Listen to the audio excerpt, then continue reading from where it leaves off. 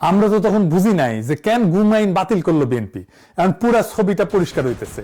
হাসিনার চাইতো ভয়ঙ্কর মানবাধিকার লঙ্ঘন নামে আসতেছে বিএনপির হাত ধইরা। আমেরিকার স্যাংশন খাওয়া এই খুনে বাহিনীকে বিএনপি আবার পাইলা পুষা বড় করতেছে। এই র্যাব বিএনপির ইলিয়াস আলীরে গুম করেছিল, বিএনপি নিজে র্যাব বিলুপ্তির দাবি করেছিল, আর ক্ষমতা এসে সেই র্যাবের নাম পাল্টাইতেছে। নাম পাল্টাইলে ভালো হয়ে যাবে? র্যাব চলে কোন আইনে জানেন? র্যাবের আইনি কাঠামো যেটা পুরাপুরি বিএনপি পরিবারের নির্মাণ। র্যাব যে আইনে খুনি দানে হইয়া উঠছে সে আইন তো আপনারই বানানো, এটা দায়কার। এত মানুষ গুম হইলো, ক্রসফায়ারে মারা গেল, এখন মানবাধিকার মাইনা যেন চলে সেই জন্য আইন বানাবেন? 2002 সালে খালেদা জিয়া ক্ষমতা এসেছিল সন্ত্রাস নিয়ন্ত্রণ করার প্রতিশ্রুতি দিয়া, উল্টা আইন শৃঙ্খলা পরিস্থিতি একেবারে যাচ্ছেতাই হয়ে গেছিল। ঢাকা শহরে কয়েকজন কমিশনার খুন হইল প্রকাশ্য দিবালোকে। বাঙ্গুরা তখন বুদ্ধি বের করলো, তৈরি হইল র্যাব।